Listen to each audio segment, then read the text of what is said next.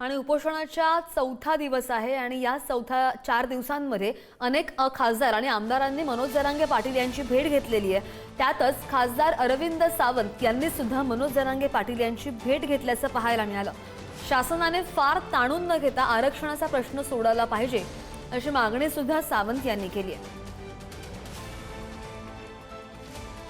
या 4 दिवसांमध्ये बराच अधिकारी असू देत किंवा खासदार असू देत, आमदार असू देत, राजकीय नेते असू देत, सत्ताधारी असू देत, विरोधक असू देत, बऱ्याच नेत्यांनी मनोज जरांगे पाटील यांची भेट घेतलेली आहे। त्यांचं म्हणणं ऐकून घेतलंय।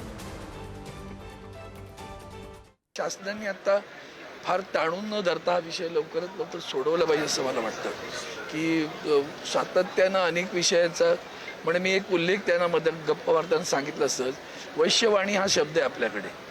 तर अनेक जण त्यांच्या वडिलांनी कोणी वैश्य लिहिलं, कोणी वैश्यवाणी लिहिलं, पण मग शासनाच्या पत्रकामध्ये वैश्य आहे, वैश्यवाणीला नाही, किंवा वैश्यवाणी आहे तर वैश्याला नाही। त्यामुळे दोघं एकाच समाजाचे, पण अशिक्षित माणसं होती त्यांनी सांगितली, तारखा सांगायचे तसे तीच आहेत, पण त्याचा सुद्धा अनेक लोक वंचित राहिली।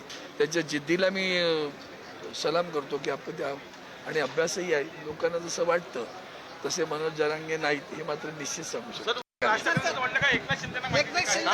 वस्तुस्थिती आहे ना, त्यांनी गुलाल उधळला स्वतःवर, जिहार काढला, काय गैर आहे मला सांगा त्याच्यामध्ये।